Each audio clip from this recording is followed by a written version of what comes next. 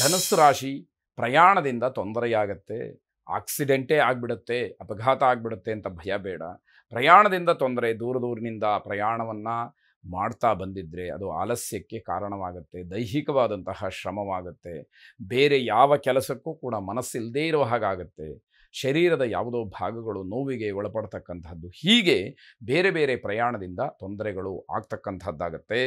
ಸಹೋದರಿಯಿಂದ ಸ್ವಲ್ಪ ಸಮಸ್ಯೆ ಆಗುತ್ತೆ, ಅಕ್ಕ ಅಥವಾ ತಂಗಿ ಅವರಿಂದ ತೊಂದರೆಯಾಗತ್ತೆ. ವ್ಯಾವಹಾರಿಕವಾಗಿ ಮಾತಿನಿಂದ ಇದನ್ನೆಲ್ಲ ಗಮನಿಸ್ಕೊಳ್ಬೇಕು. ನಾನು ಯಾವುದೇ ಅವಮಾನ ಆದರೂ ಕೂಡ ಸಿದ್ಧವಾಗಿದ್ದೀನಿ ಅಂತಕ್ಕಂತಹ ಗಟ್ಟಿ ಮನಸ್ಸು ನಿಮ್ಮದಾಗಿದ್ದರೆ ನೀವು ಮುಂದುವರಿಯುವುದಕ್ಕೆ ಯಾವ ತೊಂದರೆಯೂ ಇಲ್ಲ ಅಂತ ಅರ್ಥ. ಹಿರಿಯರಿಗೆ ಆರೋಗ್ಯ ಸಮಸ್ಯೆ ಕಾಡಬಹುದು, ಅದು ನಿಮಗೊಂದು ರೀತಿಯಲ್ಲಿ ಆತಂಕವನ್ನು ಉಂಟು ಮಾಡ್ತಕ್ಕಂಥದ್ದಾಗತ್ತೆ. ಬಂಧುಗಳ ಜೊತೆಯಲ್ಲಿ ಜಗಳವಾಗಬಹುದು, ಯಾವುದೋ ಮಾತಿಗೆ ಮಾತು ಬೆಳೆಯುತ್ತೆ, ಆಗ ಹಳೆಯ ವಿಚಾರಗಳೆಲ್ಲ ಹೊರಬರುತ್ತೆ. ಇಲ್ಲಿಯವರೆಗೆ ಮುಚ್ಚಿಟ್ಟಿದ್ದಂತಹ ಕೆಲವು ನಿಮ್ಮ ವೈಯಕ್ತಿಕ ವಿಷಯಗಳು ಕೂಡ ಹೊರಬೀಳ್ತಕ್ಕಂಥದ್ದು, ಜಗಳ, ಅಪಮಾನ ಇವೆಲ್ಲವೂ ಕೂಡ ಸಾಧಾರಣ ಅಂತ ಹೇಳಿ ಅನಿಸುವಷ್ಟರ ಮಟ್ಟಿಗೆ ಆಗಿಬಿಡುತ್ತೆ. ಆಂಜನೇಯ ಸ್ವಾಮಿಯನ್ನು ಪ್ರಾರ್ಥನೆ ಮಾಡಿ, ಆಂಜನೇಯನ ಅನುಗ್ರಹದಿಂದ ನಿಮಗೆಲ್ಲವೂ ಕೂಡ ಒಳ್ಳೆಯದಾಗುವಂತಹ ಸಮಯ ಬರಲಿ ಅಂತ ಹೇಳಿ, ಮನೋಜವಂ ಮಾರುತ ತುಲ್ಯ ವೇಗಂ ಜಿತೇಂದ್ರಿಯಂ ಬುದ್ಧಿಮತಾಂ ವರಿಷ್ಠಂ ವಾತಾತ್ಮಜಂ ವಾನರ ಯೂಥ ಮುಖ್ಯಂ ಶ್ರೀರಾಮದೂತಂ ಶಿರಸಾ ನಮಾಮಿ ಎಂಬ ಪ್ರಾರ್ಥನೆ ನಿಮ್ಮದಾಗಿರಲಿ. ಶುಭವಾಗಿ. ಮಕರ ರಾಶಿ, ವಿದ್ಯಾರ್ಥಿಗಳಿಗೆ ಹಲವಾರು ರೀತಿಯ ಸಮಸ್ಯೆಗಳು ಉಂಟಾಗ್ತಕ್ಕಂತಹ ಸಮಯ. ಭವಿಷ್ಯದಲ್ಲಿ ಯಾವುದೋ ಪರೀಕ್ಷೆಗಳಿರುತ್ತೆ ಅಥವಾ ಪ್ರಸಕ್ತ ಸಾಲಿನಲ್ಲಿ ಪರೀಕ್ಷೆಗಳನ್ನು ಎದುರಿಸಬೇಕಾಗಿರುತ್ತೆ. ಇಂತಹ ಸಮಯದಲ್ಲಿ ನೀವು ಏನೋ ಸಮಸ್ಯೆಗಳನ್ನು ಮಾಡಿಕೊಂಡ್ರೆ ಅದು ನಿಮ್ಮ ವಿದ್ಯಾಭ್ಯಾಸಕ್ಕೆ ದೊಡ್ಡ ಮಟ್ಟದ ಅಡ್ಡಿಯಾಗುತ್ತೆ. ಅದನ್ನು ತುಂಬ ಸೂಕ್ಷ್ಮವಾಗಿ ಗಮನಿಸಬೇಕಾದಂತಹ ವಾತಾವರಣ. ಅದನ್ನು ಯಾವಾಗ ತಾತ್ಸಾರ ಮಾಡ್ತೀರಿ, ವಿದ್ಯಾಭ್ಯಾಸದಲ್ಲಿ, ಜೀವನದಲ್ಲಿ ದೊಡ್ಡ ತಿರುವು ನಿಮಗೆ ಆಗುವಂಥದ್ದು, ಅದು ಧನಾತ್ಮಕವಾಗಿ ಆಗಬೇಕಾದಂಥದ್ದು ತದ್ವಿರುದ್ಧವಾದಂತಹ ಫಲವನ್ನು ಕೊಡುವಂಥದ್ದಾಗತ್ತೆ. ತಂದೆ ತಾಯಿ ಅವರ ಬಗ್ಗೆ ಗೌರವ ಇರಲಿ. ತಂದೆ ತಾಯಿಯ ಹಣವಾಗಲಿ, ದ್ರವ್ಯವಾಗಲಿ, ವಾಹನವಾಗಲಿ, ಇದು ಯಾವುದನ್ನು ದುರುಪಯೋಗ ಮಾಡಿಕೊಳ್ಬೇಡಿ. ನೀವು ವಿದ್ಯಾರ್ಥಿಗಳಾಗೇ ಇರಬೇಕು. ನಿಮ್ಮ ಕರ್ತವ್ಯ ಓದೇ ನಿಮ್ಮ ಧ್ಯೇಯವಾಗಬೇಕು. ಇದನ್ನು ಹೊರತಾಗಿ ಬೇರೆ ಬೇರೆ ನಿಮಗಲ್ಲದ ಸಲ್ಲದ ಚಟುವಟಿಕೆಗಳಲ್ಲಿ ನೀವು ಭಾಗಿಗಳಾದ್ರಿ ಅಂತಾದರೆ ತೊಂದರೆ ನಿಮಗೂ ಇದೆ, ನಿಮ್ಮ ಪೋಷಕರಿಗೂ ಕೂಡ ತೊಂದರೆಯಾಗುವಂಥದ್ದಿದೆ. ದಾಂಪತ್ಯದಲ್ಲಿ ವಿರಸ ಉಂಟಾಗ್ತಕ್ಕಂಥದ್ದು, ದಂಪತಿಗಳ ಮಧ್ಯದಲ್ಲಿ ಅನ್ಯೋನ್ಯತೆ ಇರೋದಿಲ್ಲ, ಹೊಂದಾಣಿಕೆ ಇರೋದಿಲ್ಲ, ಯಾವುದೋ ಮಾತು ಎಲ್ಲಿಗೋ ತಗೊಂಡು ಹೋಗಿ ನಿಲ್ಲಿಸ್ತಕ್ಕಂಥದ್ದಾಗತ್ತೆ. ಇದು ಯಾವುದೂ ಕೂಡ ಬೇಡ. ಶತ್ರುಗಳ ಜೊತೆ ಮಾತಿನ ಸಮರವಾಗಲಿದೆ.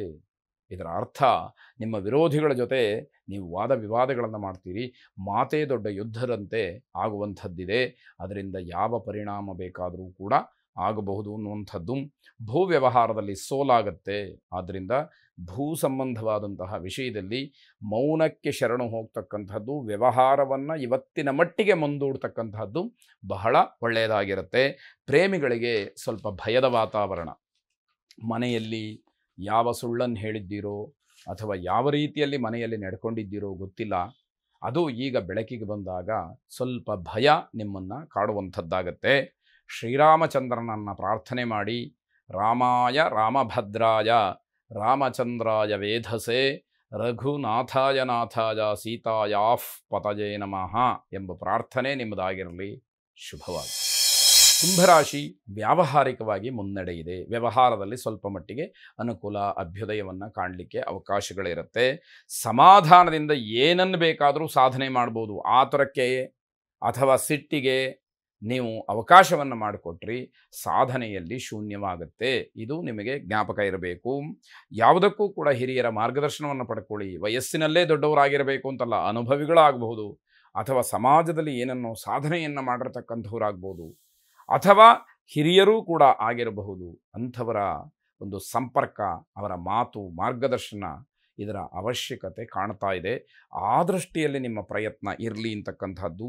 ಸ್ವಂತ ಬುದ್ಧಿ ಮಂಕಾಗುವಂತಹ ಸಾಧ್ಯತೆ ಇದೆ. ನಿಮಗೇನೋ ಒಂದಷ್ಟು ವಿಷಯ ಗೊತ್ತು, ನೀವು ಕೂಡ ಬುದ್ಧಿವಂತರು ಇರ್ತೀರಿ.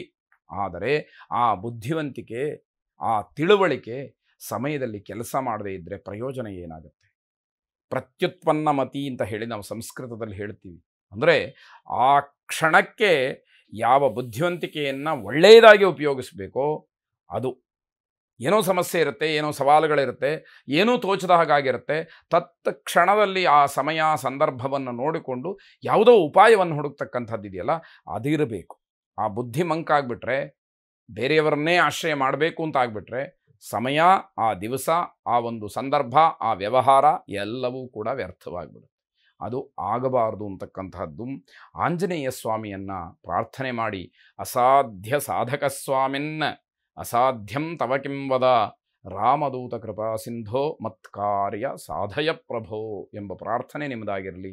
ಶುಭವಾಗಲಿ. ಕೊನೆಯದಾಗಿ ಮೀನರಾಶಿ, ಶತ್ರುಗಳ ಮಧ್ಯೆ ಜಯವನ್ನು ಸಾಧಿಸ್ತೀರಿ. ಇದರ ಅರ್ಥ ನಿಮ್ಮ ವಿರೋಧಿಗಳು ನಿಮ್ಮ ಎದುರುಗಡೆ ಮಂಡಿಯೂರಿ ಕೂಡ್ತಾರೆ ಅಂತಕ್ಕಂಥದ್ದು, ನಿಮ್ಮನ್ನು ಕಂಡರೆ ಹೆದರುತ್ತಾರೆ ಅಂತಕ್ಕಂಥದ್ದು. ಇಂದಿನ ಮಟ್ಟಿಗೆ ಆ ಫಲವನ್ನು ನೀವು ನಿರೀಕ್ಷೆ ಮಾಡಬಹುದು. ಹೃದ್ರೋಗಿಗಳಿಗೆ ಹೆಚ್ಚು ಸಮಸ್ಯೆ ಆಗತಕ್ಕಂತಹ ದಿವಸ. ತುಂಬ ಎಚ್ಚರಿಕೆಯಿಂದ ನಿಮ್ಮ ಆರೋಗ್ಯವನ್ನು ನೋಡಿಕೊಳ್ಬೇಕಾಗತ್ತೆ. ಒತ್ತಡದ ಬದುಕು ಬಹಳ ಬೇಸರವನ್ನು ತರುತ್ತೆ. ಯಾವ ಕೆಲಸಕ್ಕೆ ಹೋಗಲಿ ಏನೋ ಒಂದು ರೀತಿಯ ಒತ್ತಡ, ಮನಸ್ಸಿಗೆ ಸಮಾಧಾನ ಇಲ್ಲ, ಎಲ್ಲವನ್ನೂ ಕೂಡ ಹೋರಾಟದಿಂದಲೇ ಪಡ್ಕೊಳ್ಬೇಕೇನೋ ಅನ್ನುವಂತಹ ಭಾವನೆ ನಿಮ್ಮನ್ನು ಕಾಡುವಂಥದ್ದಾಗುತ್ತೆ. ಸರ್ಕಾರಿ ಕೆಲಸಗಳಲ್ಲಿ ವಿಘ್ನ ಆಗಬಹುದು. ಆದರೂ ಕೂಡ ನಿಮ್ಮ ನಿರಂತರವಾದಂತಹ ಪ್ರಯತ್ನದಿಂದ ಅದನ್ನು ಪಡ್ಕೊಳ್ಳೇಬೇಕು ಅಂತಕ್ಕಂತಹ ಛಲ ನಿಮ್ಮದಾಗಬೇಕಾಗತ್ತೆ. ಅವಕಾಶ ಇದ್ದರೂ ಕೂಡ ಅದೃಷ್ಟ ಇಲ್ಲದೆ ಇದ್ದಾಗ ಆಗುತ್ತೆ. ಬೇಕಾದಷ್ಟು ಭಗವಂತ ಏನೇನೋ ಕೊಟ್ಟಿರಬಹುದು ನಿಮ್ಮ ಯೋಗ್ಯತೆಗೆ ಅನುಸಾರವಾಗಿ. ಆದರೆ ಅದೆಲ್ಲವನ್ನು ತನ್ನದಾಗಿಸ್ಕೊಳ್ತಕ್ಕಂಥದ್ದು, ತಾನು ಉಪಭೋಗ ಮಾಡ್ತಕ್ಕಂಥದ್ದು, ಅದರಿಂದ ಸಂತೋಷವನ್ನು ಪಡ್ತಕ್ಕಂಥದ್ದು, ಅನುಭವಿಸ್ತಕ್ಕಂಥದ್ದು ಇಲ್ಲ. ಎಲ್ಲವನ್ನೂ ಭಗವಂತ ಕೊಟ್ಟಿದ್ದಾನೆ, ಕೂತು ತಿನ್ನುವಷ್ಟು ಕೊಟ್ಟಿದ್ದಾನೆ. ಆದರೆ ಎಲ್ಲೋ ಹೋಗಿ ಯಾವುದೋ ಒಂದು ಕಡೆ ಆಹಾರವನ್ನು ಕೇಳಿ ಪಡ್ಕೊಂಡು ತಿನ್ನುವಂತಹ ಪರಿಸ್ಥಿತಿ ಅಂತಂದರೆ ಎಷ್ಟರ ಮಟ್ಟಿಗೆ ಅನ್ನುವಂಥದ್ದನ್ನು ಆಲೋಚನೆ ಮಾಡಿ, ಲಲಿತಾ ಪರಮೇಶ್ವರಿಯನ್ನು ವಿಶೇಷವಾಗಿ ಪ್ರಾರ್ಥನೆ ಮಾಡಿ, ಆ ಜಗನ್ಮಾತೆಯ ಅನುಗ್ರಹ, ಅನುಕಂಪ ನಿಮ್ಮ ಮೇಲಿರಲಿ. ಶುಭವಾಗಿ.